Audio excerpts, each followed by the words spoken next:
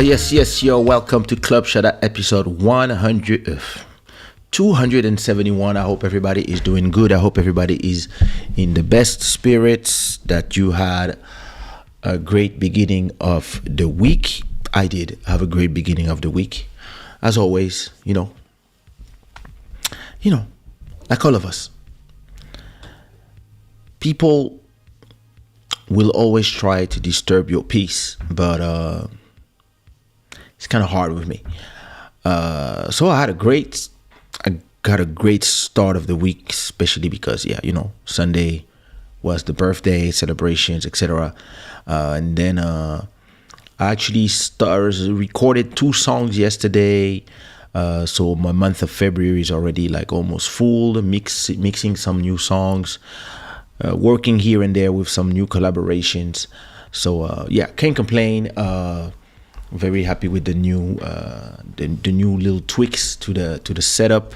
This show is brought to you by shadaware.com, the gods of good fortune. It is midnight and 41 here in Lisbon, Portugal. I want to thank our stream royalty, Daniel Chim, Dani. Thank you so much for supporting the show, and also, of course, all the sponsors who are supporting this show. Pushing. I'm wearing today the Shada Gang authentic hoodie. Actually, I think tonight's gonna be the coldest night in Portugal since I've been living here, I believe. And listen, it's not that bad, but it feels like it's gonna be like 4 to 5 degrees, which is usually normally, like, when it gets cold here, is like 10. So 4 to 5 is complicated. But listen, we are lucky to be inside and to have a heater, so it's warm inside. Listen, a thought for those who are outside and who are not able to feel the heat of a warm home. Keep your head up and listen. Positive energy for you guys. Tonight we are streaming in a lot of locations. We are streaming on YouTube.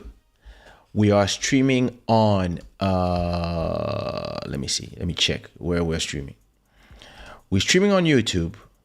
We're streaming on Facebook, on my Facebook page, Kaysha, on my Facebook profile, K Edward, on my Twitch, and on Twitter. Okay. I have to start tweeting. I'm gonna open like some Japanese or Chinese account, like one of those. I'm just gonna add one of those since I'm using Restream. I'm gonna open one of these, Asian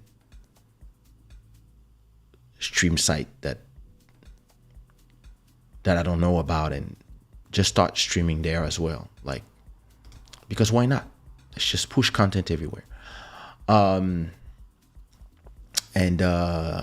So interestingly, I don't even know where I get the numbers of how many people are watching in those destinations. I'm probably inside of Ecamm. All I know is that I'm in all these places. But listen, if you are in the other platforms, if you're on Facebook or on Twitch or other platforms, just say in the chat where you are streaming from. Everybody else, YouTube, but other than that, everybody, give me, put the flag of where you're watching from and what time it is, where you are watching this content from. It's very interesting. I've been posting a lot of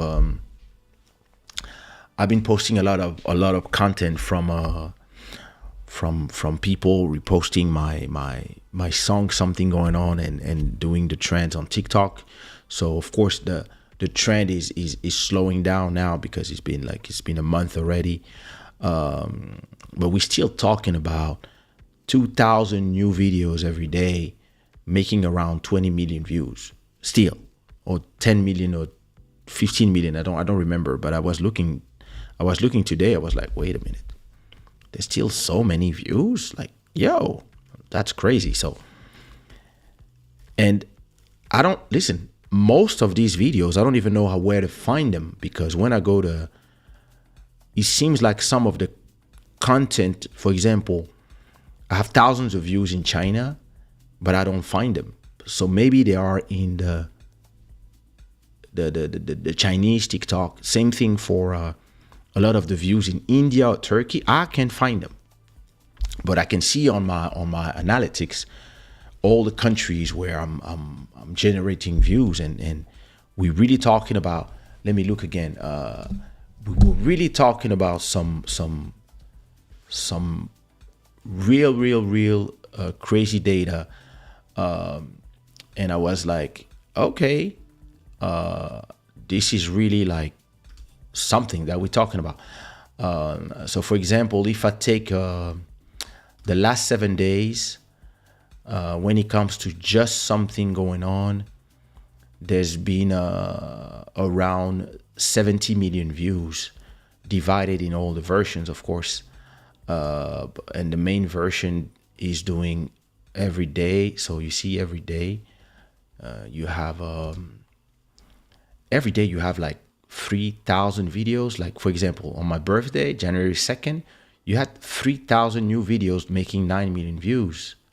And like just 2 days ago, it was 2,000 videos making 7 million views. So this thing is just flying, like, and it's the US. In the US, it's really like, so that's just the views from the last week, right? From the 18th of January to the 25th. So 2,000 new videos in the US making 4 million views, almost 2,000 videos in Brazil making 11 million views, almost 1,007 in France making 4 million views, in Germany, Philippines, Romania, etc., Kazakhstan. And if you take it like to the last month, you're making 300 million views with almost 100,000 videos. And if you take it to the last 3 months, now you have 1.6 billion views with 442,000 TikToks that have been created. And when I look at, for example, countries like Turkey, when there's 7,000 video, or last time I was seeing China somewhere, or maybe it was not that song. Let me check the rest of my songs. So now in 1 year, we are totalized a total of 2.1 billion views on TikTok and 815,000 creations of TikTok from my songs. And of course, top 1 to 5 are all the different versions of something going on. So I've been remixing them because, listen, they make money. So, but now you see On Dit Quoi, and I had one song like this one, for example, African Sound System. So there's 400 videos that have been made, right? All of them between China, Indonesia, and Bangladesh. And when I go search on TikTok, I don't find this video. But I make 1.5 million views in China from 200 videos, and 200 in Indonesia made 674,000 views. But when I go to TikTok, I don't find these videos. So that's very interesting to me. But another thing that I find super interesting that is going on right now with the content that I've been doing is that I have a lot of content now that is being how you call this, short form 1 minute content, where I take a clip from Club Shada, I cut it into a 1 minute clip that I put on YouTube, I put on TikTok, I put on Instagram Reels are very popular. Very, very popular. Lots of comments. People love when I talk about the music business, when I tell truth, when I talk about my career and stuff. I've been really seeing a lot of engagement on that type of video, that type of content. So I'm gonna do more. More and more, I'm asking myself how much it would cost to have an assistant that would just look at the lives after they're done and just cut them into all these formats to promote the channel. But I don't need it right now. It's just something I'm starting to think about. Like, I would love to have a Club Shada Instagram, for example, or Club Shada Twitter, but I wouldn't have time to. I literally wouldn't have time to take care of it myself. You know, I have 7 Instagrams, and I only use 2 of them. And yeah, even that, I'm starting to delete some Facebook pages, delete some Instagram. I still used to take care of a lot of Facebook pages for all the artists that were or are or that I worked with in the last 20 years. I put everybody as administrator, and I'm removing myself from administration of all the pages because, you take care of yourself.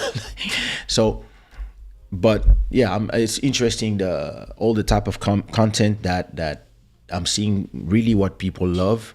Of course, the trend was very popular, and I'm still posting from time to time. I posted another 2 today, but I'm starting to really turn a lot of old Club Shada episodes, because I have 271 episodes. When I say a lot of interesting things, so I'm looking through content, and whenever I find like that 1 minute or 5 minutes that I'm saying something interesting, I cut it into a 1 minute video and then I upload it. And this is great because now in the comments, a lot of people are saying, hey, I want to see this live, or hey, I would love to be invited, or where can I see the full video, because the subject looks interesting. So that's something that I'm really, really happy about in my content strategy, because I see a lot of singers of my generation trying to go perform forever. We are all pushing 50, and you want to sing for kids that are 16. Good luck to everybody. I believe that there's a time for everything, and it's time to start, diversifying yourself. Start a podcast, have a YouTube channel, talk about something. Do your other passions. If you love cooking, do a cooking channel. Give advice to people. Consulting. There's so many things you can do in life.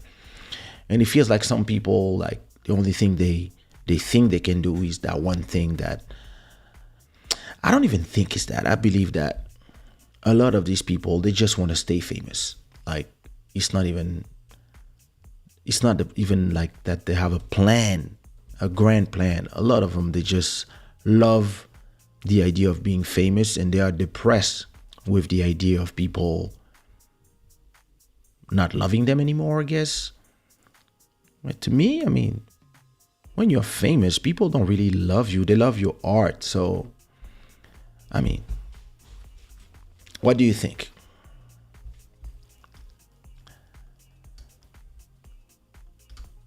Was Goody not Harry?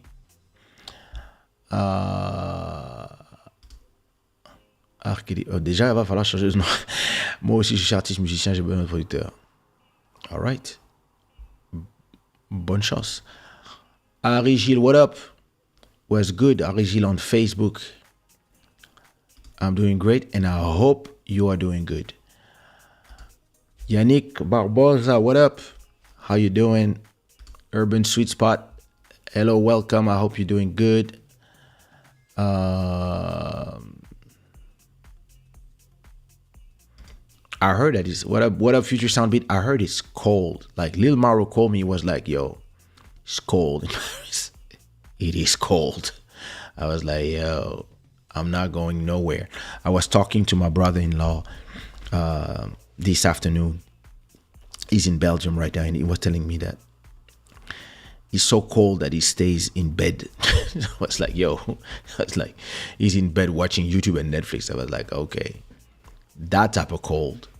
But MJ would laugh because MJ knows what the real cold is. What up, MJ? I hope you're doing good. Bruno, what up? How you doing? What's good? Are you going to UK to that festival? Is it one of your organization? I might go in the public, be in the middle of the crowd and enjoy the show. Like, hey. I mean, maybe more in the VIP. Drill Camp. What up, sis? How you doing? Oh, good. 5:45 in Canada, 7:45 in the US. You're watching live in the car while installing my son's new baby car seat. Yo, you are multitasking. Yeah, I mean, that's the way it is. That's the way to do it. Sabrina, how are you? I hope you're doing good. 7:45 Emery in Montreal, Canada. 9 de Hiro, 1:46 p.m. AM, sorry. 1:47 for the Future Soundbeat in France. What else? Was good math music. Definitely could hire a young college student and do like an internship. Yeah, that could be an idea. You know, the problem of people like me, because we never satisfy with the work of other people, because my mind can do 10 things at the same time, and I can edit, I can do the graphics, I can do the music, I can prepare the lights, I can do everything by myself. And you tend to look at other people, and when they can't do that one thing that you ask them to do, you get pissed because you can do 10 things. So it becomes hard at a point, especially if you've been a one-man operation for years and years and years. It becomes hard to remember that you can delegate.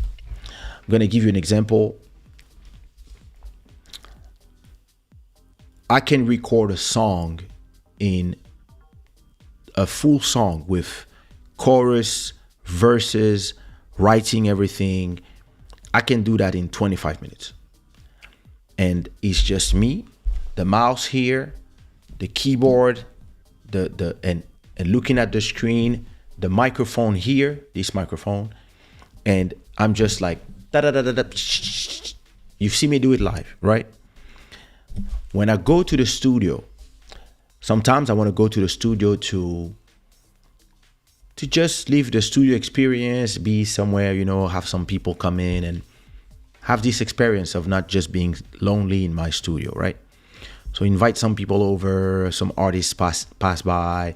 We do some collaboration. Maybe we can write songs together, etc. So sometimes you want to leave that feeling, right? And sometimes I'm even going to say, okay, you know what? I don't want to record myself. Let me get an engineer. So I get an engineer, and I can just be on the microphone and just record my parts. And I get frustrated after 5 minutes because everything I want the engineer to do, I don't want him to tell me, hey, let's do it again or do this. No, I know exactly what I need to do, where. I know exactly where I need him to record me. I know exactly what I want him to do on the screen. But because I'm just behind the microphone, I just have to explain to him, no, let's do this. Oh, let's go back. Okay. Give me a thing there. Okay, I'm going to record a double. Yeah, I'm going to do the harmonies. Yeah, I'm going to do a second harmony. All that stuff. And you have to explain to them. And now when I book a studio, I just bring my headphones because I need to have that same sound everywhere.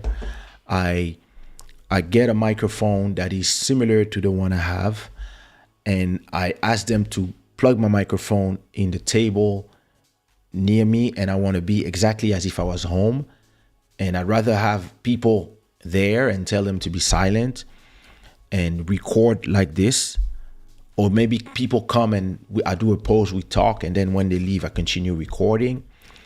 And I just use the fact that I'm in the studio to not be distracted by the house.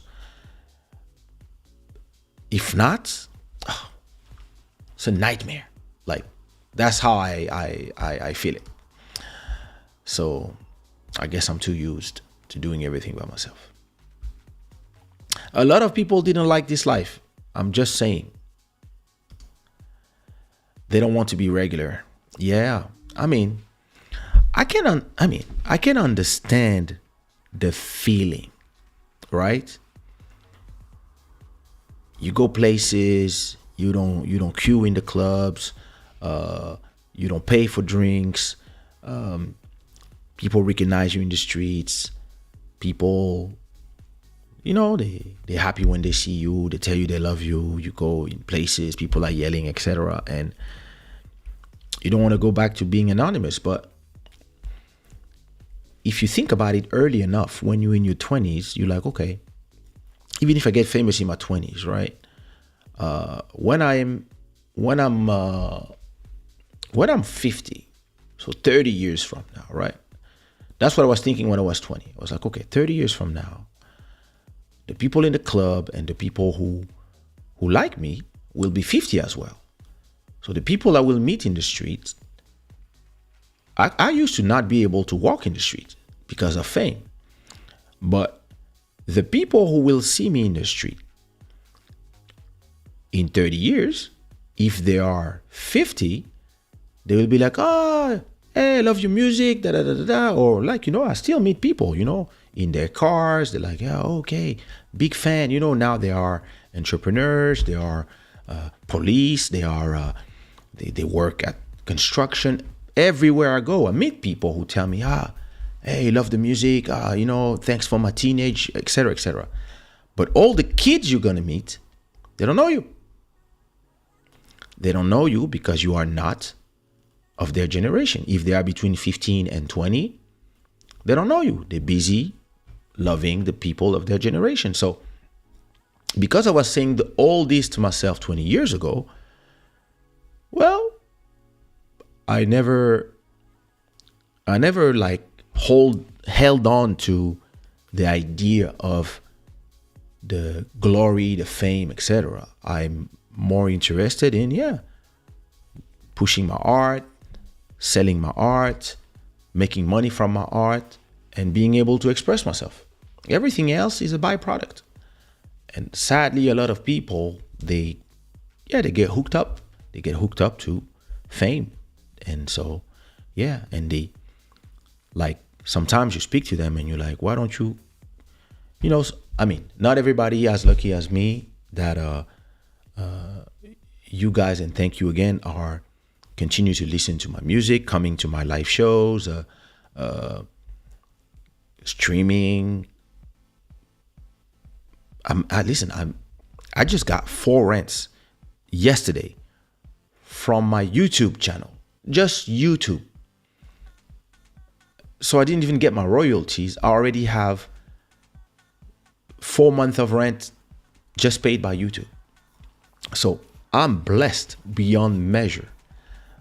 But a lot of other artists, maybe they didn't own a YouTube channel, or maybe they don't even own their catalog. So they arrive to that point where they are,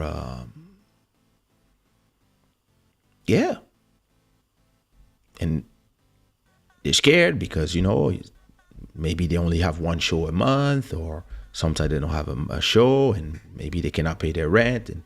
And when I speak to them, sometimes I tell them, why don't you get another job, and do music as a hobby now? Because, and a lot of them, they don't have diplomas. I study economics, I study graphism, I'm savvy in so many things that I could do a lot of other things. But a lot of them, maybe they don't know how to do other things, but a lot of them they just ashamed of just going back to regular life and having a job or driving a bus or being security or a cook or anything. A lot of them they scared of the public because the public can be violent with their reaction to you going back to regular life. You're gonna be like a security guard at where they get their groceries. Yeah, you're working. You're working to feed your family. But some people are gonna be like, you're a security guard now. Oh my God, look at, and so it makes people scared to go back to your regular life. I have a friend. He has a label, and when the pandemic started, and they stopped completely doing shows for 2 years. Well, he went back to his construction work, and he went back to working with his dad, and building houses, remodeling houses, because that was the only thing that was still continuing during the pandemic. So he was posting it on Instagram. He was like, "Yeah, let's go, let's do it." And he was sending me videos all the time of listening to my music with the construction workers and working hard, because he's not ashamed to work hard to feed his babies. And how are you gonna be ashamed of how you look to strangers? I don't know. But yeah, a lot of people said, "XBs, what you doing here? What you doing here? Who give you the what?" You have to come back to Club Shada, because I remember we did a behind the beat with you, but you have to come back. You have to come back to the show. What's up, Free? How you doing? Oh, listen. The only way you can make me go to Canada to see that winter is only if there's money involved. Was good, Malcolm Beats. Malcolm Beats, you have to take me with you in your next festival when you play in Kizomba. Tell me which one is the best. Exactly. Don't forget to like the live. There's a lot of people who are watching and they didn't put a like. I don't know why people do this.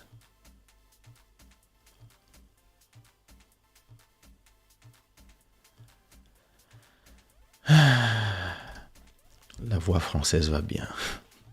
Okay. Yes, I'm on fire tonight. I'm working now. And what you say is clearly my question. What I would like to delegate or not. Know my vision, but I have to share it now. It is. Okay, personally, I would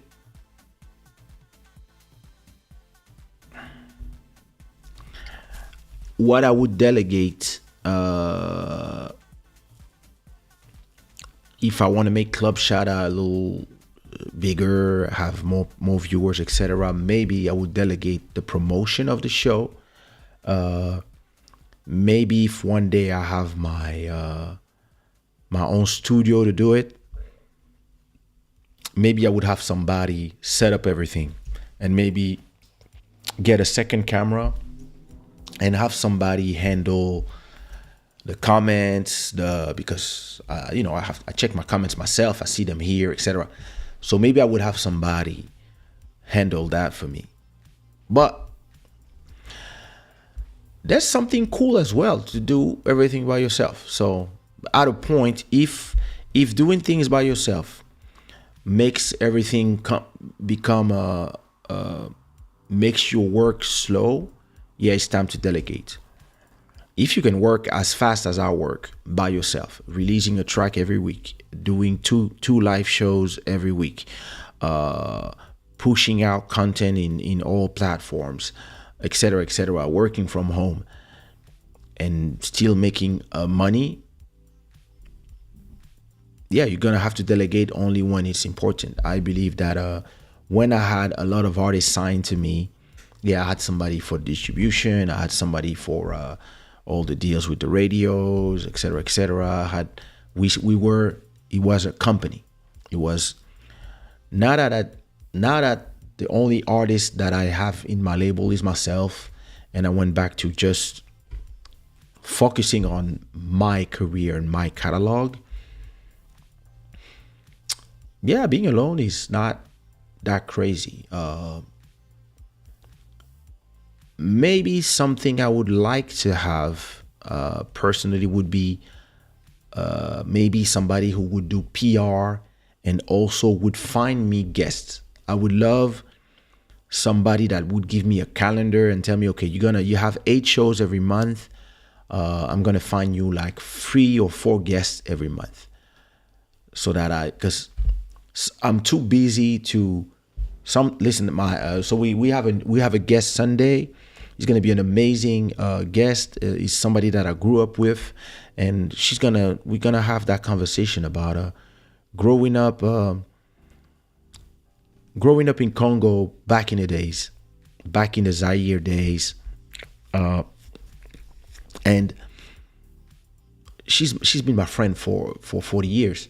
So yeah, we hear, oh, when I'm going to your show, and whenever you want, give me the date, bam, bam, bam, bam, it's done. But I would like to go further and have conversation with other people, like even guys like you guys that are here, like Julie, you're doing some interesting things. How do we? Yeah, we could have a conversation about that. I would love to have a conversation with other people. I mean, MJ has already been a guest. Malcolm has already been a guest, but he can come back. Like, I believe that it's important to also, yeah, have really guests so we can talk about different subjects. So those are things that I might, yeah, have somebody to do it for me. Hey, Shuzhuzao, I hope you're doing good. I've been trying to have the people who used to do my bookings think about, hey, why don't you work on finding me the sponsors and booking me some guests? But I believe that those people don't really take this seriously. They believe it's like, oh, Kaysha is, because he's making enough money that he doesn't need shows, so now he's doing his podcast for fun. They don't realize, like, some podcasts generate millions of dollars every year. That's where I want to go with this show. And at a point, yeah, I would more delegate promotion, PR, people that are making the show more visible. So maybe that's what I'm going to do this year. We'll see.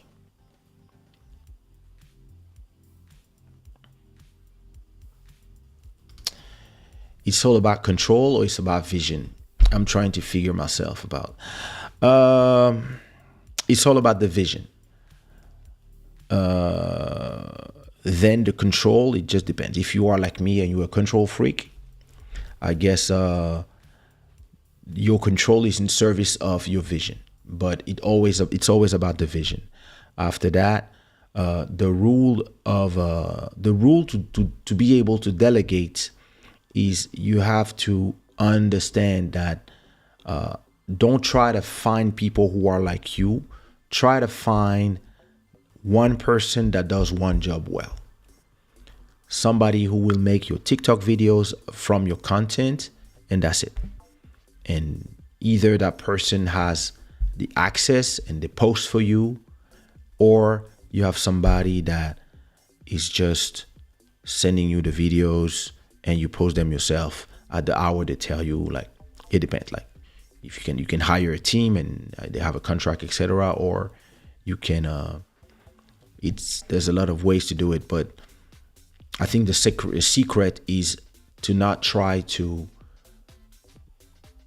believe that because you would do something in 5 minutes, the people you hire have to do it in 5 minutes too. Let them do it in 15 minutes if they do it good. And if you know you can do 20 things in 5 minutes, like me, hire somebody and just let them do that one thing. That's enough. And then you go from there. But it's about the vision.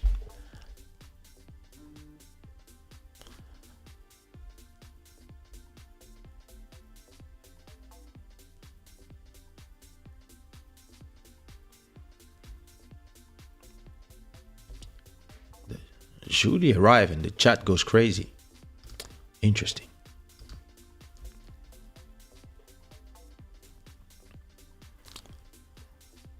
Yeah. Damn, for real, bro, I'm not ashamed at all when it comes to bring food on my table. I mean, I believe the problem with that is that some people, once they've been famous, I don't know, there's a lot of people, maybe they're just scared to be unfamous because, yeah, it's like you have that dopamine. You have this every time people recognize you, every time people, you come to the stage and people are yelling your name. Like there's something about it that you can't understand until you've been in that position where you're somewhere and you have 10,000 people yelling your name before the show. When the show begins, like people are just crazy, like crazy. Like it takes you to a state of bliss that some people get addicted to that. And I mean, I think that the maximum I sang for was 100,000 people. 100,000 people is like a sea of people. And when you are singing and you hear 100,000 people that are singing your song, this creates something that you might get hooked to. So once you're hooked to that, yeah, the day you do a show in a small club with 50 people and you go from getting paid, I don't know, let's say 3,000 for a show to people telling you I can only give you 400 or 500, it can be depressing because you've put your blood, sweat, and tear on something hoping that it would change your life, and it does change your life, but then you hope it will feed you forever. And depending on the choices you make, yeah, one day you might wake up and realize that it's not feeding you. I was having this conversation with a friend. He's a DJ, and he was telling me the market is a nightmare. It's hard to get jobs. And I was telling him, well, it's easy to be a DJ now. And of course he got pissed. Oh, you don't know what you're talking about. Not everybody is using all the tractors and things. We have some real DJs still use vinyl, blah, blah, blah, blah. And I said, bro, nobody cares that you are this amazing DJ that can do magic and create that energy. Most clubs, they just want somebody to play the music. So yeah, anybody with a auto sync that can find the right tunes to play, and most of these tunes are Afro house, so it's not like it's hard to mix and do one or two effects and put the right song at the right time so people yell. Nowadays, you don't need the technique. You just need to have, a little bit of bagou, and that's it. And it doesn't mean that you who learn DJing from this and that it doesn't make you valid. It just makes technology just made the number of your competition multiply by 10,000. So the offer is so big and is bigger than the demand, so the price drops. That's the first thing you learn at economy class. This is the theory of offer and demand. It's the same for singing. Back in the days, to be a singer or to be a beat maker, you needed to buy so much equipment to be able to make beats. And then you had to be able to sample, get the vinyls, etc., etc. So it cost money. So only the people who had the machines could make beats. So this eliminated a lot of people who had talent but could not prove that they had talent. So they were not getting paid. So we were getting paid. Now, anybody with a phone or a cheap computer, a 300 euro laptop can go to Splice, download some samples, and cook a beat with anything, any program. And so there's millions of beat makers. So you will only sell beats for $50. Timbaland was saying that. He was saying that he used to sell beats for 500,000, $500,000 for a beat. And now there's too many beat makers. And anybody can recreate your style. Anybody can, so. And it's the same for DJs. Anybody can be a DJ, I'm sorry. It's the same for singing. I'm proof that anybody can be a singer. Auto-tune, boom, boom, boom. There you go. As long as you have a nice melody. So a lot of people who were too ashamed to sing because they were not sure of how tight their singing was, they can use some tools that will help their singing get right. And because it's been a whole generation of people who have been used to hearing singers with auto-tune, there's no shame anymore. So now there's millions of singers everywhere, millions of beat makers everywhere, millions of rappers. And yeah, theory of offer and demand. First thing I learned in economy. I arrived there, they were like, write this down. La théorie de l'offre et de la demande. Let's go. And once you understand that, you don't take all this with emotion. You take it like an economist. That's the way I take it. So a lot of people, they cannot do this because they are just, they taste it. They taste it. It's something you taste, when you travel for free, you get offer food for free, you go to a restaurant, etc., and you get love. It is hard to go back to the dark for some people. It is, for real, for real. Me, I never cared about that, so it's different. But you can imagine how some people feel. What's going on, MJ?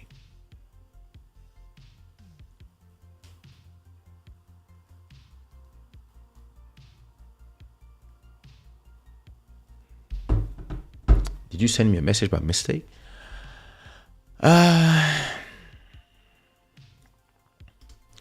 Coming here in Canada on winter, not a good idea, but in the summer, to agree, yo. Artists nowadays must learn how to be a hustler for real. I don't think it's nowadays. I think it's always been this way. I believe that you always had to learn to hustle. It's just that today there's a lot of people. But back in the days, you had to work as well because the doors were not open. Now the doors are open, but there's too much people. So you just have to find the right strategy.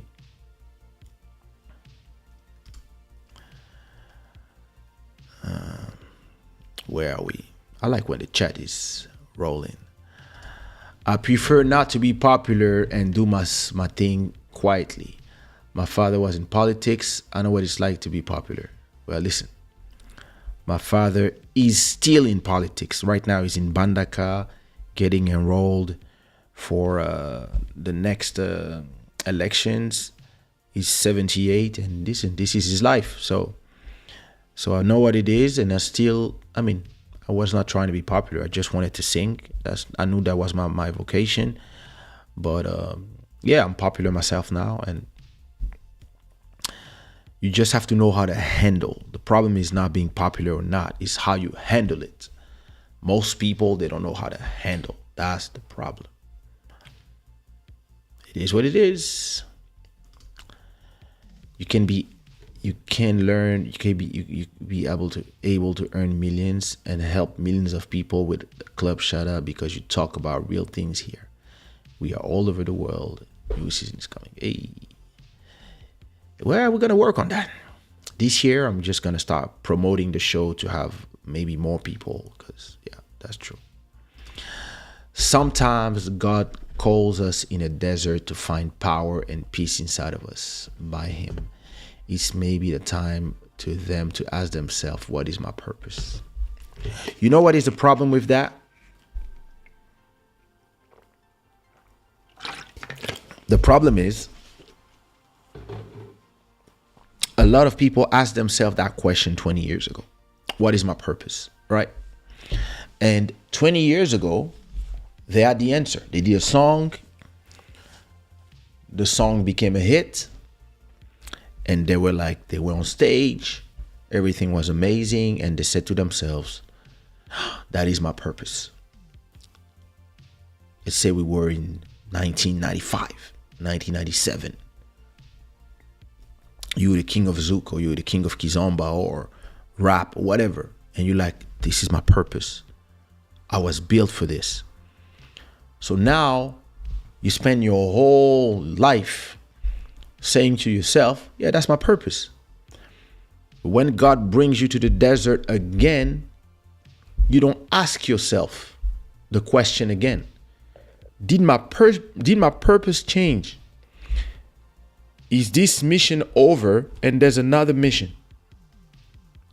Is my mission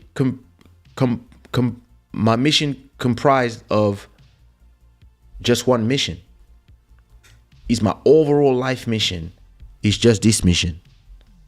Or do I have 4 or 5 missions or more?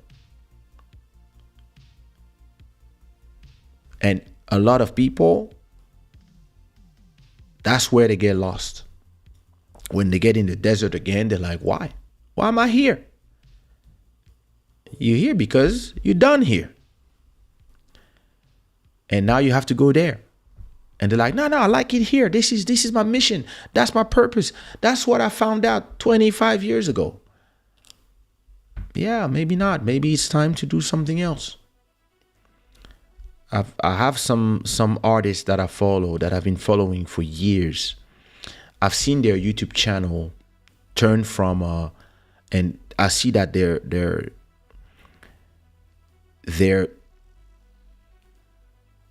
path is similar to mine when it comes to content. They used to be rappers or singers. Then they started vlogging a lot, posting a lot of videos about, and then they started branching out into something else. And now they all have podcasts. And that's what I said to myself, okay, I'm exactly where I'm supposed to be. I have a YouTube channel that used to generate 2,000 euros a month, like 2 years ago, before I started this show. Now we are generating 4,000. My music as well is still making more and more and more. But I'm like, okay, maybe I can turn this into the next thing. Because I remember the first shows, or when I was live on Instagram during the pandemic, everybody was like, oh, you're not going to sing, you're just going to talk. A lot of people, that's what they were thinking, because a lot of the other artists, that's what they were doing. They were all there with their guitars singing. Me, I was like, no. I want to know, is everybody all right? I want to know who's feeling lonely, etc., etc. And that's how this whole thing started. Then I found the program Ecamm. Then I turned into, I created Club Shada. And here we are. I'm able to understand when my purpose changes. People don't understand that sometimes in life you have to be flexible.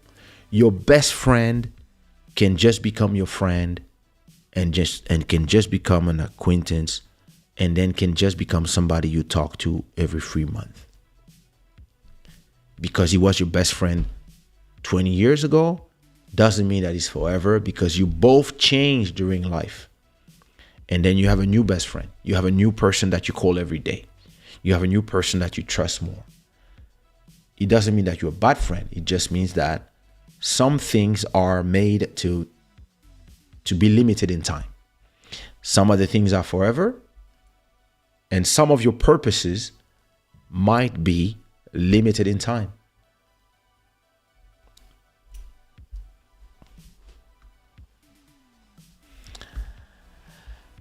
In other news, another big artist. It's been an hour already. You know, I'm only doing an hour and a half now. So I'm going to talk to you about interesting things. But before that, I want to talk to you about. Listen,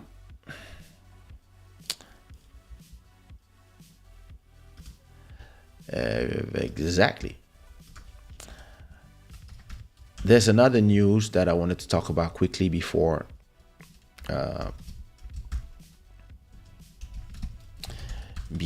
I. Another one. There's another person, right, that is in the news right now, and it's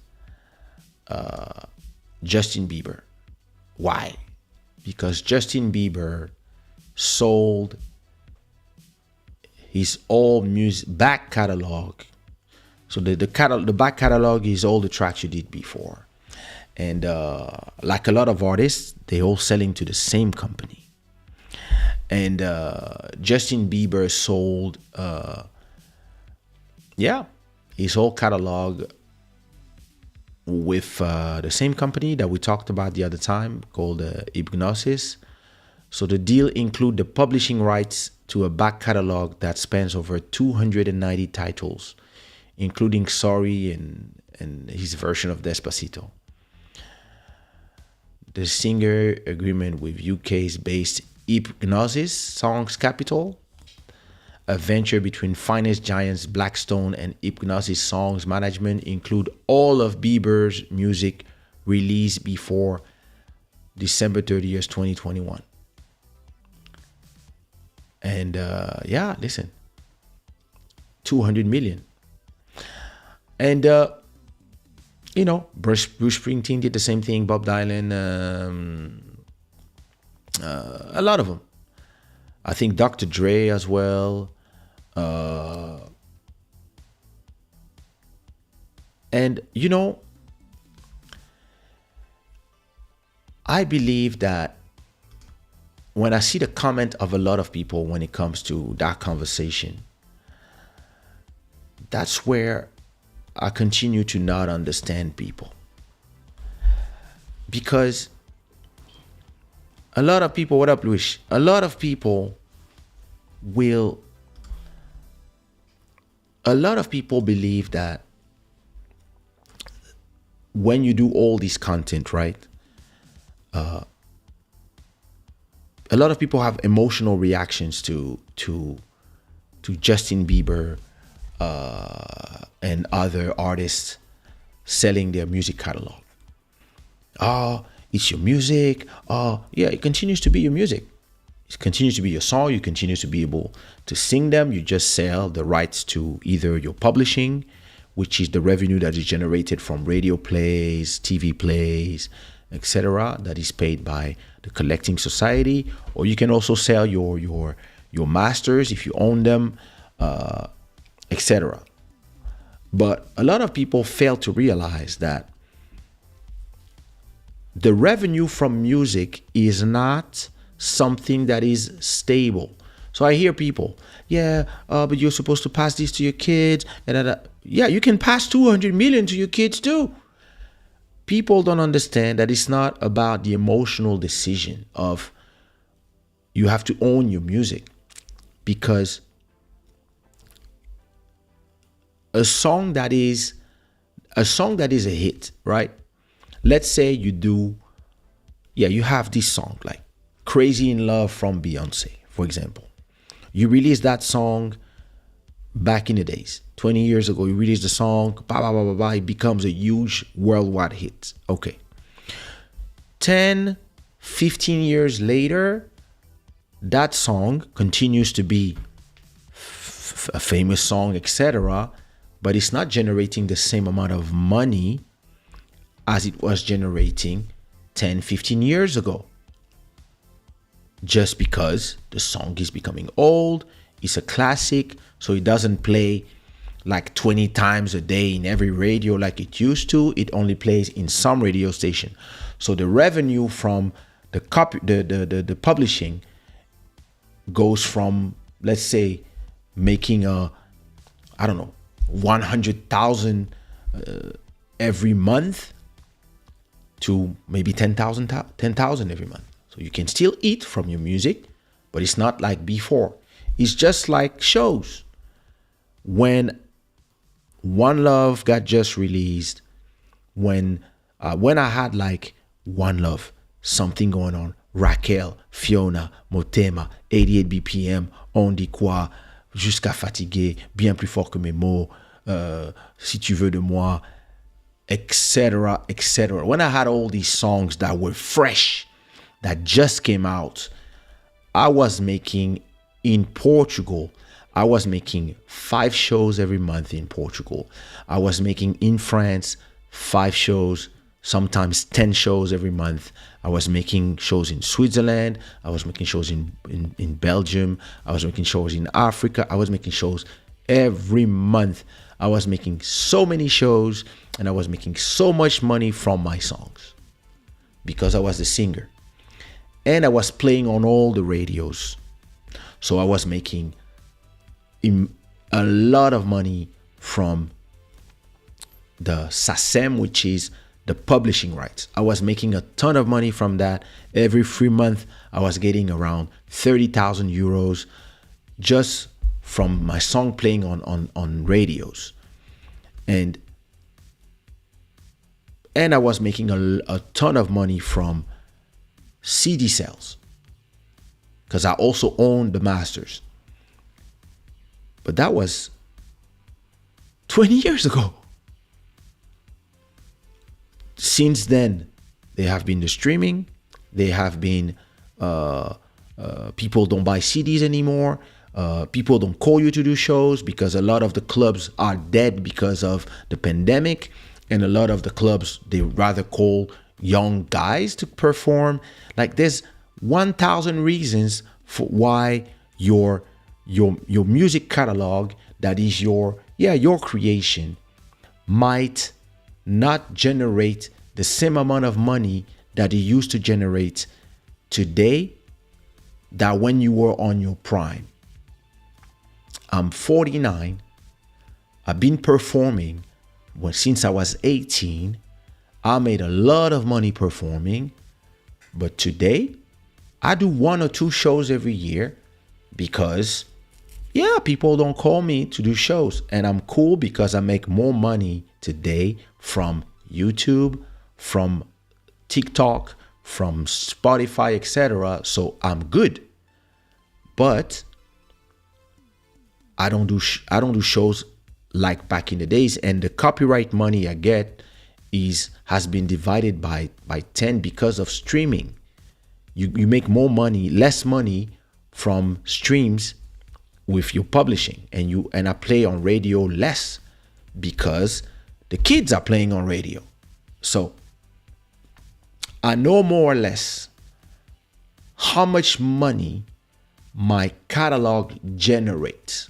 I know every year how much money I make. I know. And Justin Bieber or Beyonce, Jay-Z, all these artists, Dr. Dre, they know. You guys imagine that those people are rich forever, whatever. Listen, even if you had 10 million 20 years ago, maybe you bought your mom a house. Maybe your mom is not with your dad anymore, so maybe you bought your dad a house. Maybe both of these houses already cost you 3 million.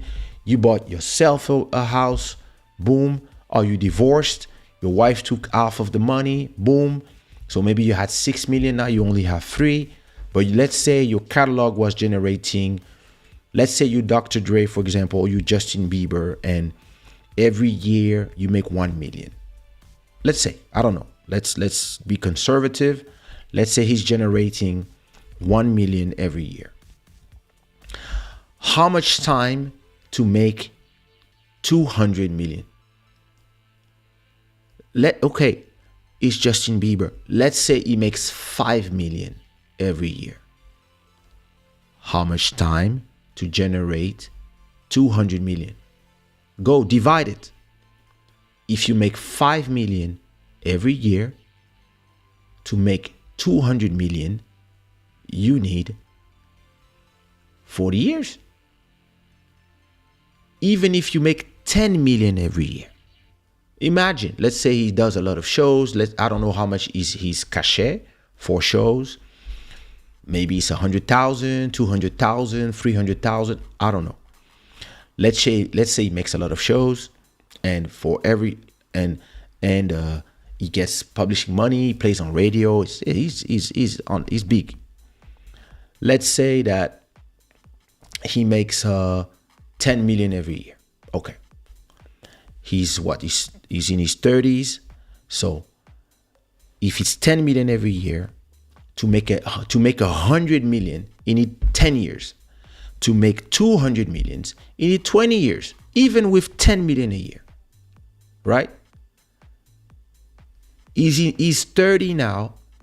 He has no idea if he's going to be making the same amount of money in 20 years. He doesn't know.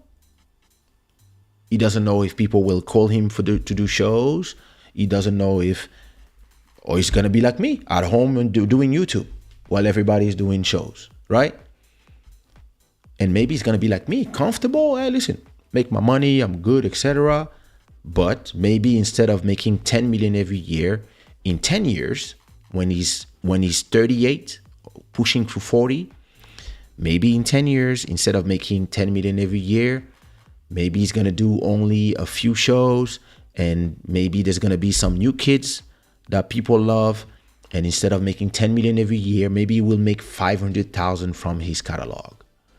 And he's going to be like, yeah, I own my songs. Yeah, but they only generate 500,000 now. Now, if somebody tells you, here is 200 million, listen, you take your 200 million, you put them in special types of banks, and you block them for 10 years at 5%, and you will make 10 million every year, guaranteed. And you will not have to go to shows. You will not have to be there. You will concentrate on your wife, having kids, seeing your kids grow. Trust me, a lot of people are here, oh, Kaysha, you have to go back to traveling everywhere, performing everywhere, having all these girls go crazy. No. When I was young, I was obsessed with building the empire, doing all these things, but I had to sacrifice seeing my son grow. My son grew up, I was in a plane somewhere. I didn't see him walk for the first time. I only received a video. I didn't see him talk for the first time. I didn't see none of his formative years. I was there and then I was not there. I would be here for 2 days, then I would be, and it was heartbreaking, but I had to make a choice. And today I can offer him a life and offer his sister a life because of the sacrifices that I decided to do. Today, if you tell me, you give me the choice, so I was 20, I was in my 20s back then. Today I'm in my late 40s. If you give me the choice between going back to perform all the time and go crazy and listen, same money, I don't even need more money. Let's say, listen, you can do a lot of shows, etc. But I'm not going to be able to see my daughter grow. I'm not going to be able to be in her life the way I am in her life now, taking her to school in the morning, going back to take her from school, seeing her, being there, having the presence. Today, I'm not interested. So if somebody comes to me, listen, let's say my catalog generates 100,000 every year. Let's say, to simplify, let's say in my small Zouk world, my catalog generates 100,000 every year. That's around 8 to 9,000 euros every month that is generated from YouTube views, streams, etc. Let's say that this is the number for a small independent artist like me, which is a great number. Like, you live very well with that amount of money, right? So let's say I make 100 100K every year. So expenses, let's say I spend every month 5,000. Wife, kids, food, school, etc. Let's say I spend 5,000 every month, and I put on the side 5,000, let's say, to buy a house. If I want to buy a house, and if I save 50,000 every year, if I want to buy a house for 500K in Portugal, first of all, I need to find a house at that price, but I'm going to need 10 years. So I will be 59 when I can buy a house, right? And let's say that somebody comes and say, hey, I'm buying your catalog for 5 million. What do you want? I want everything. I'm buying all the songs. I'm buying the YouTube channel. You can take your Club Shada, all the episodes, push them into a new channel, and this can be your new thing. But everything else, the music videos, the publishing catalog, this, that, whatever, and you will receive royalties from us playing, because we want to buy everything, like for 5 million. If I make at 1 year from 50 years old, right? If I make 100K per year, to get 5 million, I would need 50 years. So I would need to be 99 years old to make 5 million. If I take 5 million now, right? And I make I go to a bank and I tell them, hey, I want you to take my 5 million, right? You take my 5 million and you block them for 10 years, guaranteed, etc., etc. So, and for that, in exchange, I want you to pay me from my 5,000. You will give me my 5 million back in 10 years, right? But in the meantime, now let's say I spend 1 million on a house. Let's say I get me an amazing apartment. So I take 4 million after spending my 1 million on a house. I take 4 million, I block them for 10 years at 5% revenue per year. So, or you can invest in stock, and you can invest in bonds. You can invest in, there's so many different places where you can invest your 4 million. You can even put 1 million here, 1 million here, if you want to not be risky, right? With 4 million, so 5% of 4 million is 4 million divided by 100, multiply by 5. That's 200,000. So 200,000 divided by 12 months, I would now make 16,000 every month compared to making 9,000. So meaning that if I sell everything today for 5 million, with 4 million, I will generate 200,000 every year, which is double what I'm generating now, working hard, doing a lot of singles, If I sell everything for 5 million, I buy a house, and now I concentrate on doing my Club Shada, and I'm getting paid 16,000 every month instead of 10,000. So now imagine your name is Justin Bieber. You already bought a house. You already have your wife. You already have a lot of money in the bank. You're good. And I give you 200 million, right?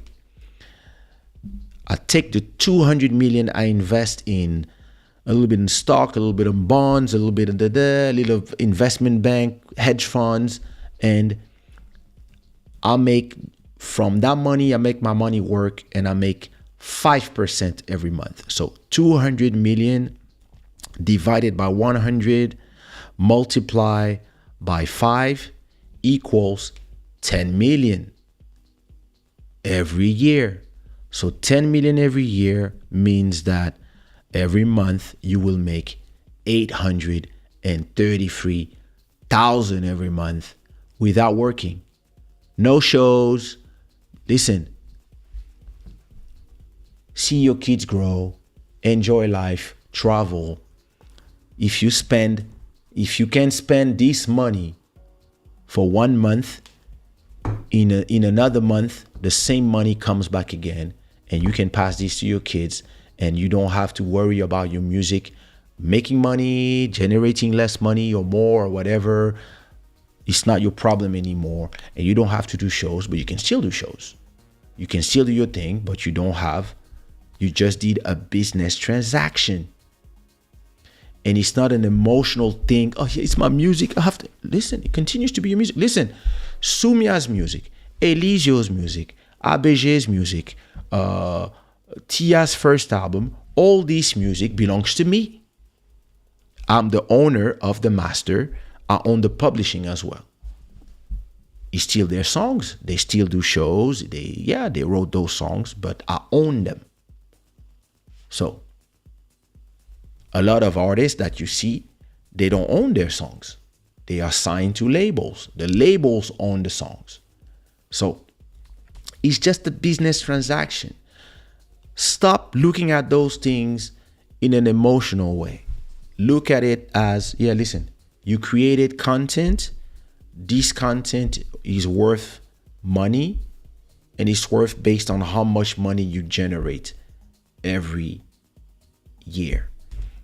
If somebody can give you more money than you can generate in 20 years,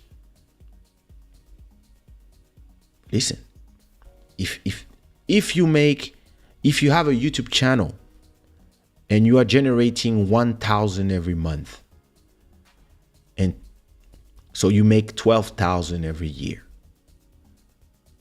and I come to you and I tell you, hey, I'm buying your channel for 300,000. You have to count how many years you're gonna need to generate that money. And maybe, yes, if somebody comes to me today and say, hey, I want to buy your whole catalog for 300,000, I will tell them, I can make that money in 3 years. And listen, last year I made double that money. So a little NFT sales, a song like Something Going On, all of a sudden there's a spike in revenue. Well, listen, if I sell you my whole catalog for 300,000 and I make 100,000 every year, it means that in 3 years, how do I make money? So it makes no sense, because I know I can make this money in 3 years. Now, if you offer me $1 million, I'm going to be like, well, in 10 years, I will have to ask myself what I'm going to do if I don't make revenue. But you have 10 years to figure it out. Now, if you tell me 5 million, I need 50 years to make that money. Oh yeah, take it. You want all my publishing? You want my masters? Yeah. Take everything. Make your money with the rest of your huge catalog that you're building. I'm going to take $1 million. I'm going to buy myself a house. I'm going to take 4 million. I'm going to generate 200,000 every year from my 4 million. I'm good. And every time I make 16 million, I'm just going to I don't have a rent because I just bought a house. So I'm gonna spend, I don't know, 6,000 every month. That's more than enough. And with the rest of the 10,000, I'm gonna invest in crypto, in this and that, or maybe I'm just gonna put them back with the rest, so that in 10 years, if I have generated on top of my 4 million that I blocked, if I have generated 2 million, I take my 2 million and I put them back with the 4 million. So now I have 6 million. I block them again for 10 years. And now instead of making 200,000 a year, I make 300,000 a year. Simple business. A lot of people, they're gonna be emotional. I'm gonna be like, listen, that's why people stay poor, because they're emotional. Because they say, why? Joking with you. People talk about 200 million, but people don't handle 200 million in their hands in a lifetime. Exactly. That's a lot of money. Exactly, Julie. It's a question of market value. Yes, exactly. You have to think of your market value at the time. 100 million? No, I don't need 100 million. Bro, 5 million. I sell my catalog. With 5 million, I will make more money every month than I make now. And I will buy a house so I don't have to pay a rent, etc. No. Bro, 5 million, I buy myself a house in Thailand. I'm out. Take all my family, we go to Thailand, buy it. Peace, people. My first 3 albums I bought were Dangerously in Love, Black Album, and It's So Love. Wow. Amazing. I'm obliged. It's been an hour and a half already. I have to go to the main subject, but yeah, I think it was important. No pity in business. Now listen, business is just about being smart. Hey, Dalia, what up? Welcome. Just here on time. 200 million is definitely life-changing money, even for someone as accomplished as Justin Bieber. Many of these stars are also business people needing capital. I look at 50 Cent making TV shows, etc. Yeah, listen. You can make. It's a question of counting. If you count, you're gonna count the years. You're gonna be like, okay, how much money do I make now, and how much time will I need to make the money you're offering me? So if I can make 200 million in 5 years, it would be stupid to sell, because in 5 years you will have made 200 million, and in 10 years you will have made 400. But that means that you are generating 20 million every year, or 40 million every year, 10 million every year, whatever. 40. But if you think about it, he doesn't make that much money. Like, he makes a lot of money, but probably 1 million, 2 million, 3 million every year. If you think about it in terms of longevity, yeah, listen, that's why people sell their businesses. The guys of Instagram and the guys of WhatsApp. The guys of WhatsApp were saying, I remember John Koeman, he was like, I remember when WhatsApp just started, he was like, we will never sell. We will never sell, and we will not sell to Facebook because this, because that, because privacy, because blah, blah, blah, blah, blah, blah. Mark Zuckerberg arrived with 19 billions. The convictions started shaking because you are thinking of how much money is 19 billions. And they sold to Facebook. The guys from Instagram were saying, no, we're going to stay independent because this and that, but they were not making money because they had no ads, etc., etc. They had to pay the servers, and like they were like looking for capital to stay afloat. The 2 guys were there, Kevin and forgot the name of the other one. I've been following the app since the beginning. Bro came with 1 billion. 1 billion is 1,000 millions. One of them is skiing everywhere. The other one is in an island somewhere. And when you interview them, so what's next? What are you going to do? Entrepreneurs are like,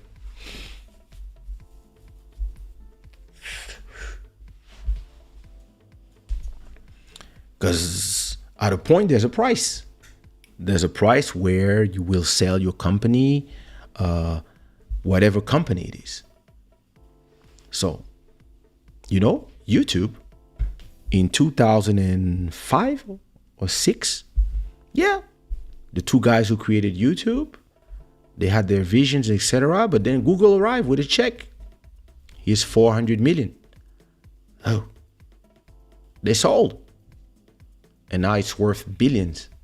Just like Instagram is worth billions. WhatsApp. And maybe one day somebody will come to Zuckerberg and say, I want to buy Instagram for 30 billions. Just like Musk bought Twitter for 40 billions. It's a numbers game. There's a number where it makes sense to sell. So it has to make sense. It's my songs. Yeah, and no, it's a catalog of songs. It's a catalog of evergreen content. Songs, YouTube videos, podcasts, this and that, instrumental, songs I did for Trace TV, songs I did for Radio Guyane, etc. All that stuff. Yeah, it generates X every year. So if you want to give me the money that I would need 20 years to generate that money, of course I'm taking it. I have 20 years to figure it out. Buy a house and then you have millions in your bank account. Yeah, if you're not stupid, you're going to do something else. And now you have enough money to invest in assistance, this, that, turn Club Shada into something that generates hundreds of thousands every month.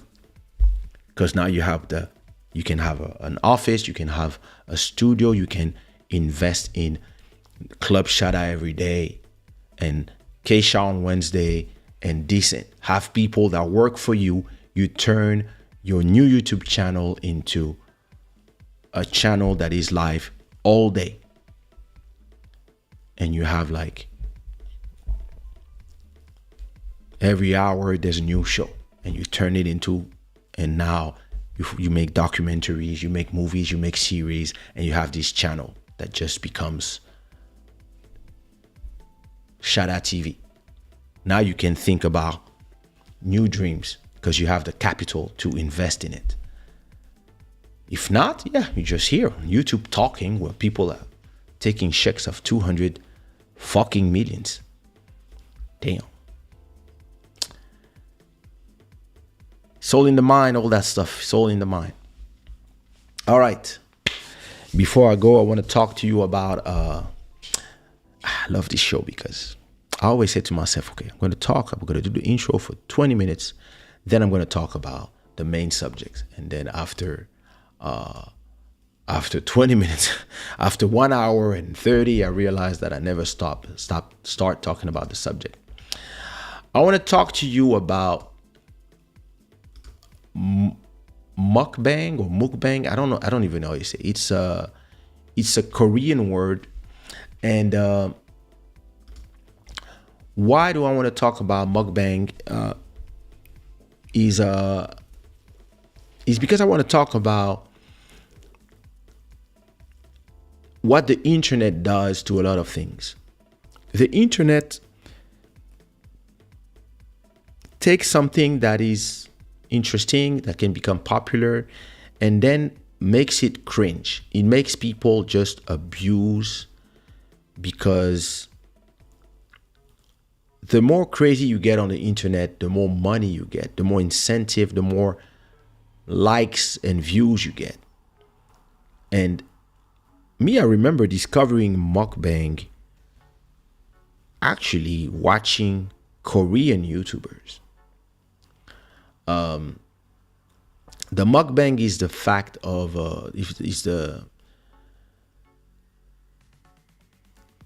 it's people watching other people eating. That is what Mukbang is, and usually eating a lot of food. But it didn't start by being a lot of foods.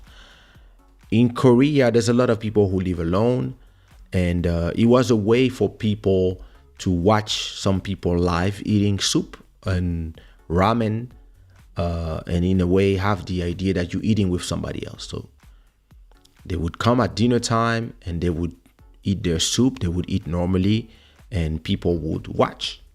But then it became popular, and one day it arrived in America. And when things arrive in America, you know what happens? People just go crazy. So First, I want to read to you this article before I give you my opinions. What is mukbang and why is it so popular? So, a mukbang is a live stream video where viewers watch the host eat. Mukbang is characterized by the copious amount of food consumed during the streaming. Think banquet-sized portion where the viewers sit and watch one person eating contest unfold. That's not how it started for me.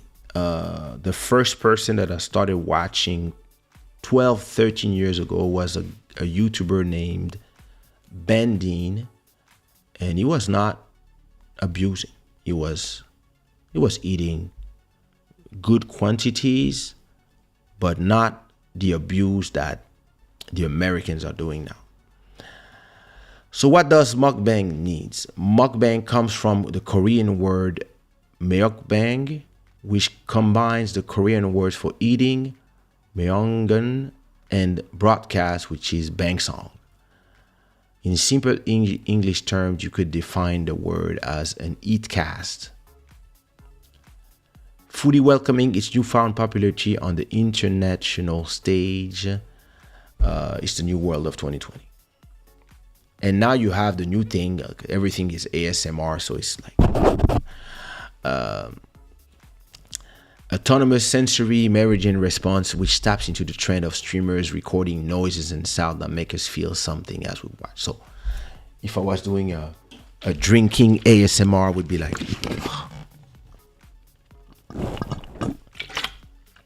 that's ASMR, like making noises. Apparently it's popular. And what to me is interesting with mukbang is that hey, when I started watching some people eat, I was like, oh, that's interesting.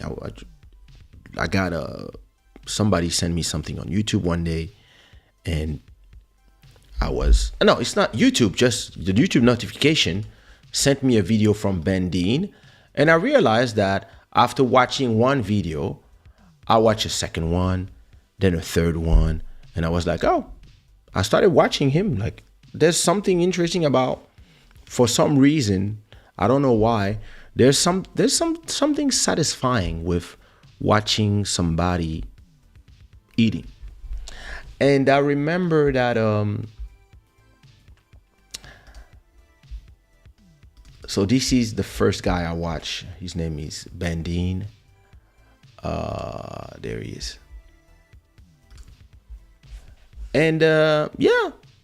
So you see, it's a lot of food, but it's not abused. And the guy, all these years, he stayed like this. He's maybe he eats a lot for the mukbang, but then he goes on diets. I don't know exactly, but yeah, that's a lot.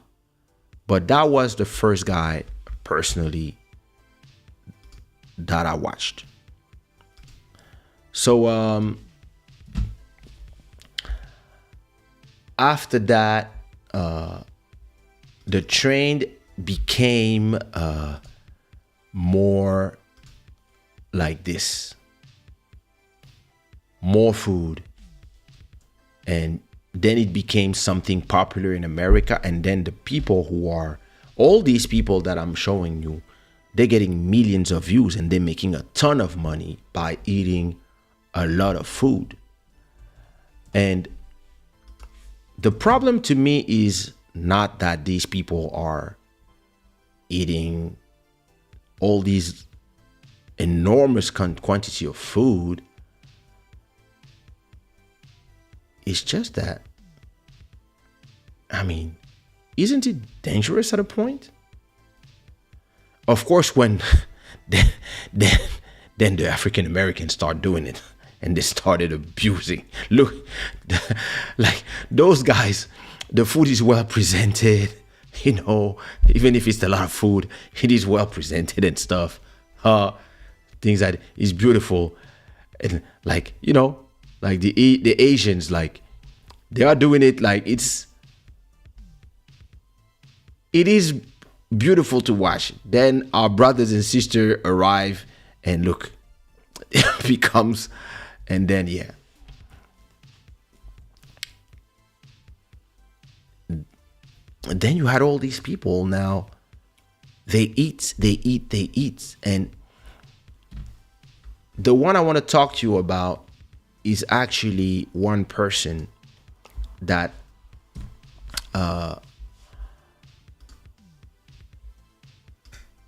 made so much money from he made so much money from the mukbang thing, right? That he went from looking like this, right? So his name is Nicocado Avocado. I didn't know about him, but I was looking at this documentary and I was like, wait a minute, this person. So he was looking like this. He started eating, and now he's having this channel that has 7 million subscribers watching him eat. But slowly during the year, he went from this to this to this to this to this. And I believe that there's a conversation to be had about the whole so it started with 66 kilos, right?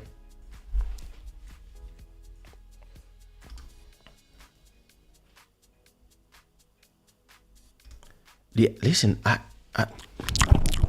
don't understand. Apparently people love it. Listen, I was watching one video actually, and I was like, I kept watching. So you see people eating and you see them being satisfied. Like when I watch Ben Dean, I like watching him. I mean, I wouldn't watch this all day, but yeah, sometimes I watch 2-3 videos of him trying stuff. It's kind of cool. I also like some videos of people walking around in the city. There's a lot of videos that are interesting to watch. But then, as always, the Americans will always turn everything into something extreme. And then look at what happens. So I want to talk to you about,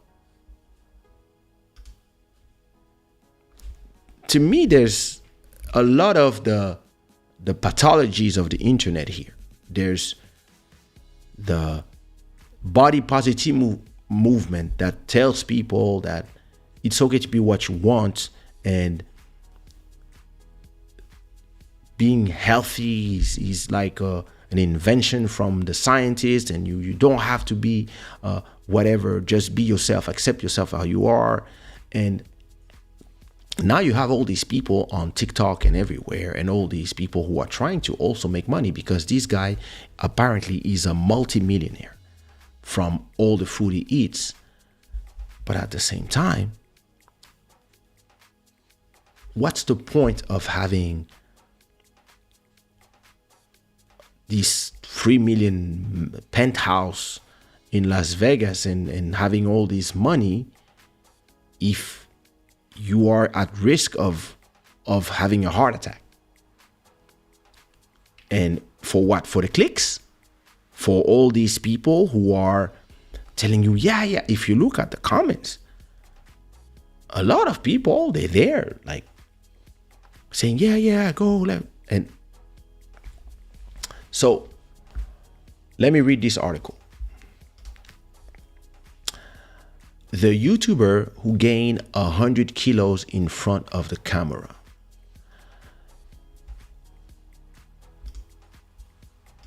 Nicolas Perry, known online as Nicado Avocado, has been eating unthinkable amount of food on camera for years, a practice that has made him rich, famous, and sick.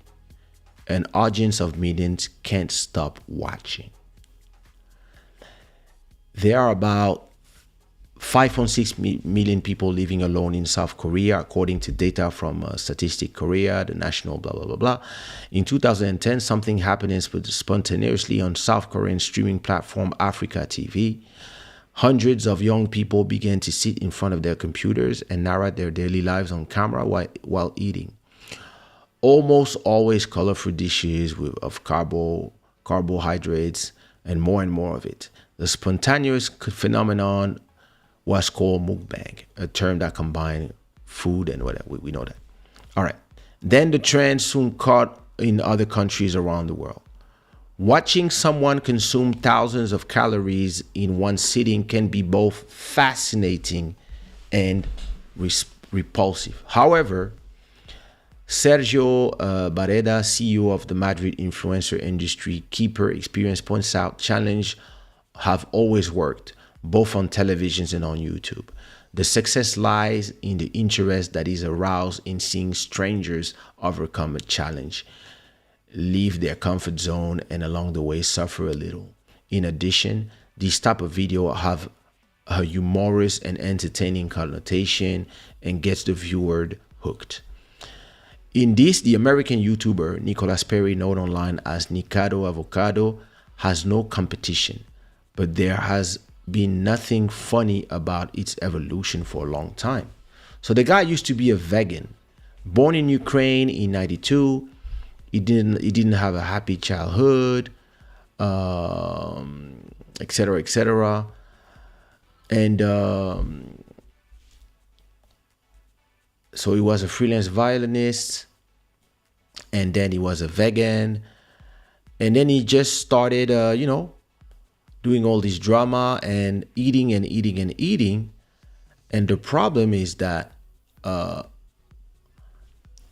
now the guy he went from 166 kilos to 166 kilos. And that is dangerous, because now we're talking about somebody who went from looking like, let me show you again. He went from looking like this to looking like this, and to having to wear this so he can breathe. He has to wear a machine so he can breathe. And for him, it's everything for the clicks. And I don't know what is more dangerous than that.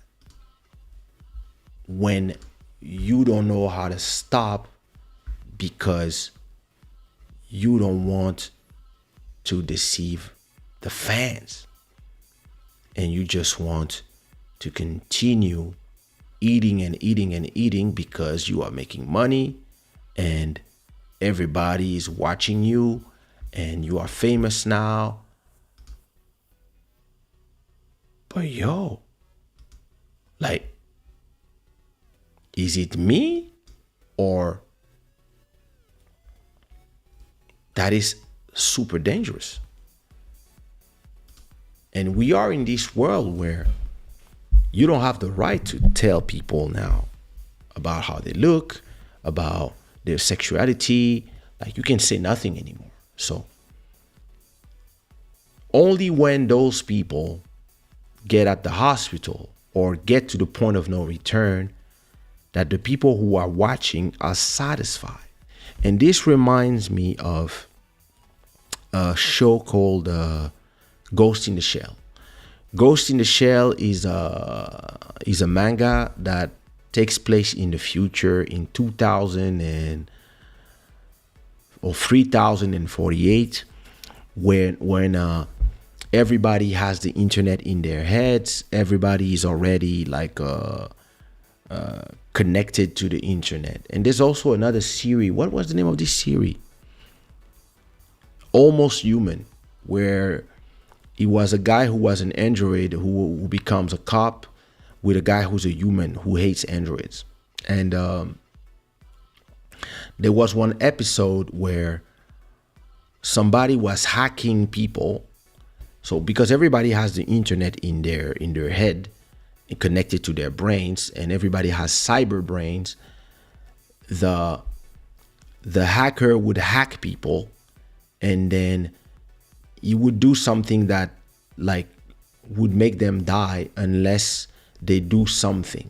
And everything that the person who was hacked, his vision, the thing he would see from his eye, was broadcasted live on TV, not on TV, on the internet. And he had to do something before a certain time, or if not, it would be dead. And most of the time, those people became victim and they end up dead. And I don't remember how the episode finished, but on the number of viewers was crazy. And so the police was looking for the hackers, but the number of views were like hundreds of millions of people, and comments and people going crazy. Yeah. And when the person dies, everybody's happy. And when I was watching that series like 10 years ago, I was like, this is where we're going. This is where we're going. AI everywhere, internet in the brain, these people eating to until death. I was like, this is where we're going. And this is where we are with people who are just eating like crazy. Like, listen, you guys go to YouTube. You guys go to YouTube and you look for mukbang, and you look at everything that is there. Like, all these people are eating and eating and eating and eating and eating. He's the guy. 3 million views, 25 million views. Pork mukbang, frozen strawberry. Like, oh my, what is this? What is this? Like, squid. And so she cooks, and then she's there, she's eating.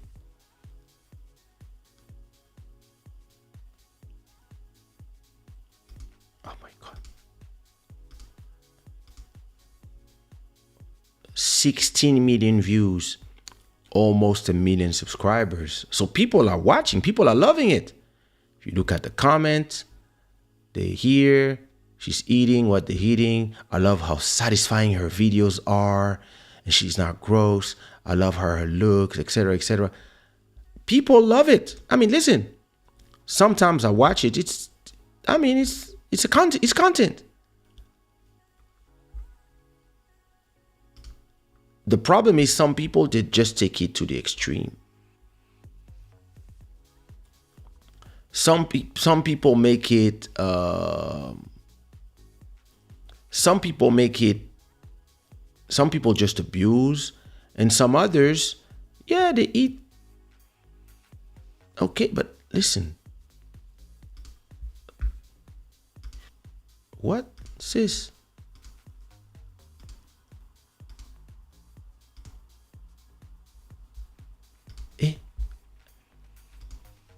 And people love it. So if there's a public for that, yeah, people will go and make their money, create content, because people are here to watch the content. To me, is where people go too far.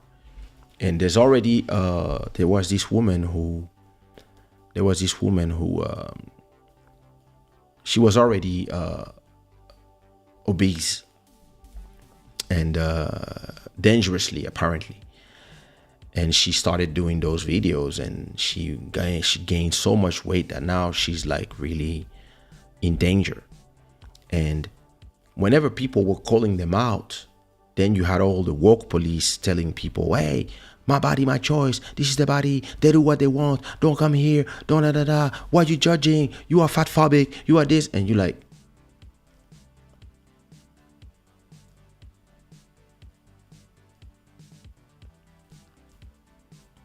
it it's not a question of somebody being how they look. Even somebody who's like, they have this challenge that they do now, which is the 10,000 calories challenge. So I saw that on YouTube the other time.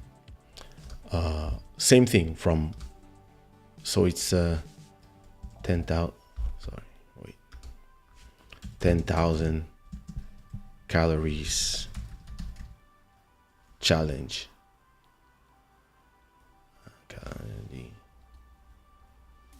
Mukbang, I guess. So it's a thing where somebody has to. It's a whole thing where somebody has to eat 10,000 calories as a challenge, and a lot of them are doing it. So let me go to YouTube.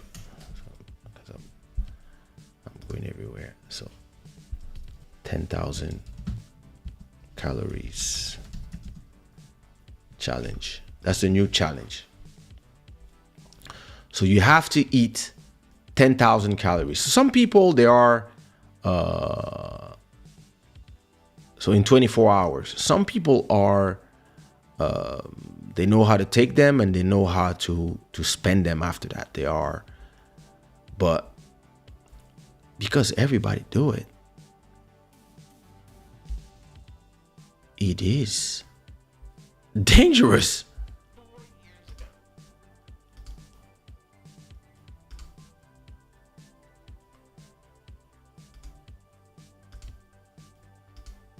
It's the same guy. Let me see. There's other people.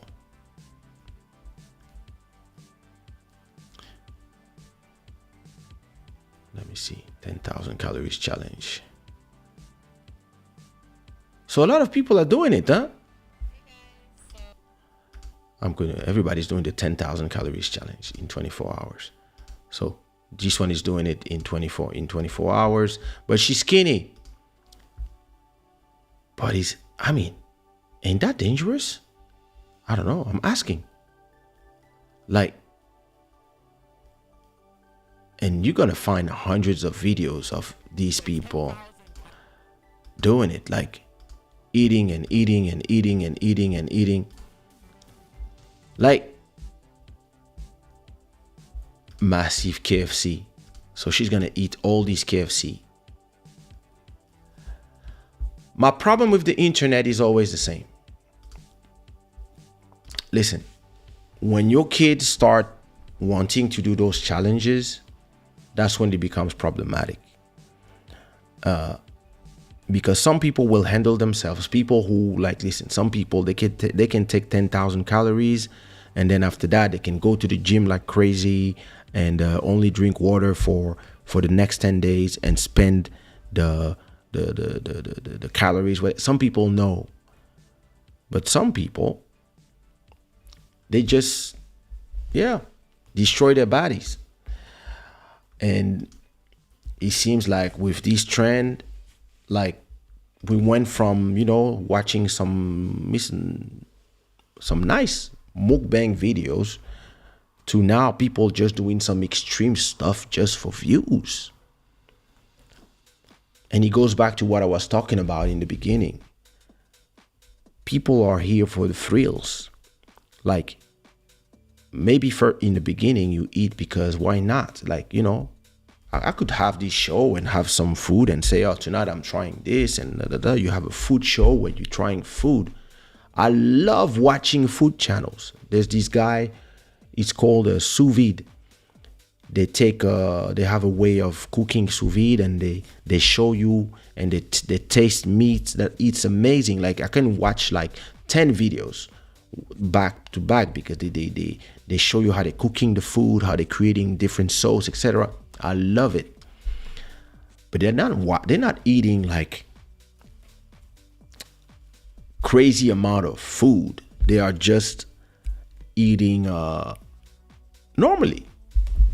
And yeah, it is kind of strange to see how once people start realizing that they are getting views and that people in the comment are saying you are amazing, I love you, oh my god, I'm eating with you, oh my god, yeah, eat this, hey, next time do this, hey, do this challenge, da da da da da da, and then you start making money, you start having people loving you. If you have any self-esteem problem, that's where you get hooked instantly, and then you start doing things for the click. And I heard that in TikTok, it's even crazier. Apparently in TikTok, that's where they do the crazy eating. Like that there's this Asian girl, she eats like 30 eggs, 40 eggs in the sauce. Like, and you like,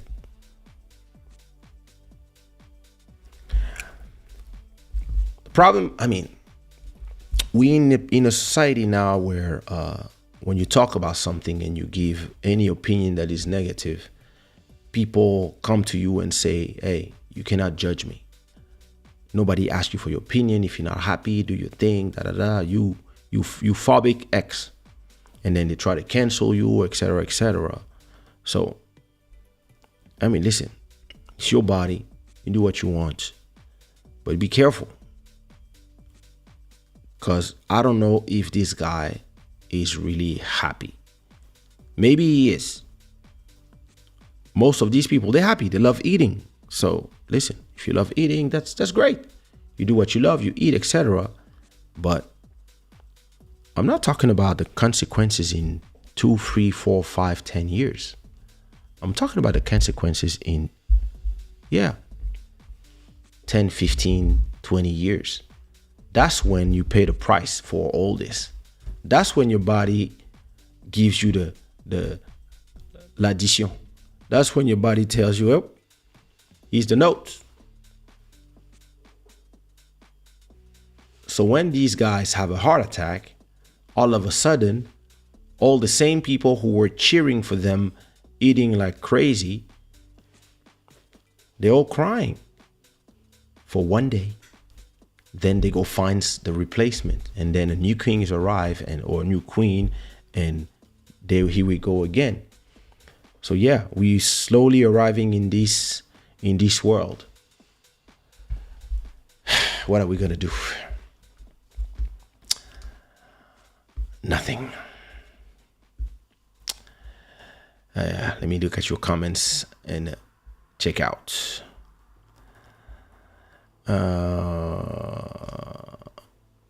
Yep.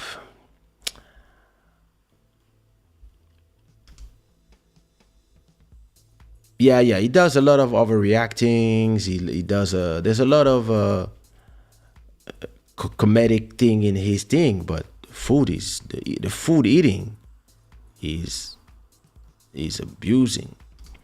We need self-awareness regarding what we are willing to do just for money. The problem is a lot of people, once you see the money you can make, you like, and then after that, like, you can't stop because you spend more, the more you get, the more you spend, so the more you need, and there you go. Yeah, probably not. A lot of them, but the problem is, like, this is one of the most, that's super popular on YouTube. I encourage everybody to go watch. Like, this is popular, crazy. Some people will do anything for money. That's true. Yep.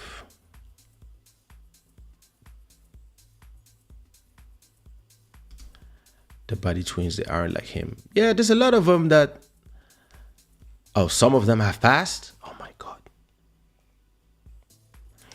I watch, like me, I like bending. Let me show you. Like me, I've been subscribed for a long time. I like his videos. I like, I also used to like his vlogs, but I've been subscribed to his channel, and listen, his videos, the guy continues to look healthy. I don't know what he does between eating, but he doesn't abuse. That's what I like about him. So yeah. Okay, sometimes that's a lot, but he does food videos, so he tastes stuff, he gives his opinion about stuff, and it's okay. It's okay. Yeah, it's a lot of food, but you can watch him. You kind of like his reactions. You watch it for the reactions, maybe for the noise as well a little bit. But I don't know. I've been watching him for years, and I always enjoyed his food tasting. But some of those guys are just abusing. They're over the top with the way they are eating and stuff. Some of them, they are just going too far. But I mean, listen, it's just my opinion. I'm not judging anybody. If it makes them happy, I mean, and if doing what make you happy can also make you rich, I understand. But I mean, some people, what they do, they're gonna eat well one day, and then for 2-3 days they're gonna be like purging, or they're gonna balance because they understand the intake and outtake, etc. But most people don't. They're not gonna do all this work. They would just eat, and at a point, yeah, you trapped, and then it's RIP. I thought it was like a us mere thing, but personally, I don't find any pleasure in that. Some people love it. Sis, some people love it. The world is truly desperate to accept mortgaging their health. I'm shocked. Guys, you have to just watch that. La Bible dit l'argent est un bon serviteur mais un mauvais maître. Et la Bible dit qu'un des 7 péchés capitaux, c'est pas la gourmandise ou un truc comme ça. Ou la... Listen. When you no longer care about your own dignity, it's crazy how far you can go to get that euphoric high of fake comments of love, likes, views, or feeling like you are powerful. This is very sad. This brings us back to what we were talking at the beginning. Artists that don't want to let go. Managers that don't want to let go. Booking agent, club owners or club promoters who don't want to let go. I've seen a lot of come, I've seen a lot of go in this business, and it's always the same thing. There's a moment when people lose themselves and they lose their objectives, because now it's about the likes and the click. And this is the reason why, and listen, of course, it's because I have the luxury of having a catalog that generates enough money that I can do it. But this is the reason why for the last 3 years, I let this show grow up organically instead of pushing it because I want the views, the numbers. I rather focus on the content, the good content. Because, I'm not obsessed with all these things. But some people, listen. You want Club Shada to explode tomorrow? We stop talking about all these interesting societal subjects. We talk about American celebrities. We talk about the Cardi B's, the this, who shot who, who's fucking with who did it. We turn into a gossip shows. Trust me, it's not gonna be like 20 people watching at the same time. It's gonna be 200, 300 because everybody will want to know what I think about this guy doing this with that and etc. Luckily, I have the choice. But the likes, the comments, l'argent ne fait pas le bonheur, c'est ça. L'excès de table. Excès, excès, We are also in a society that shames anyone for pointing out the ills of doing some of these things. It's a dangerous place we are in. They call you hateful for saying what they don't want to hear. Exactly. Yeah, it's complicated. It's very complicated because if you have anything to say about this, they will just call you fat phobic when it's not a question of being phobic or like, it's just that when you see somebody's health deteriorating,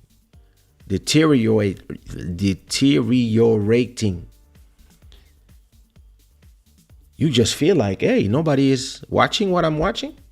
Nobody's concerned. And then one day, yeah, you just receive a news, such and such died, and then the same people were like, oh my God, I can't believe it's not possible, blah, blah, blah. And then 5 days later, they move into the next.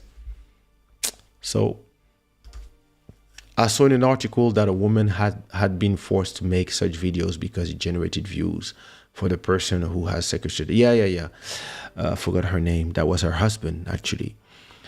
She makes video where she's in those things. So yeah. I saw that one. Yeah. Anyway, listen. I'm leaving you here after these videos. Listen, go check Mukbang on Instagram. It's very interesting. It's there's some nice stuff and then there's some crazy stuff. But yeah, a lot of people are just obsessed with the clicks and all that stuff. Anyway, this show is brought to you by shadaware.com. Thank you to the Stream Royalty, Daniel Chim, and to all the sponsors. I'm gonna... No, I ate already. I was like... J'allais dire, tout ça m'a donné faim. Like... I'm gonna go drink a lot of water and continue my diet. But yo, listen. Yeah, that's interesting. Listen, it's always a pleasure to be with you guys and have these interesting conversations. I hope you enjoy. If you enjoy, give me some unicorns and some rainbows in the chat. As for me, I'm leaving you with, as we are staying in the dance music department, I'm going to leave you with a track called Fetish Ultra Fake from my album Baobab and Bottle of Wines. All right, Shada Gang, see you Sunday with our special guest.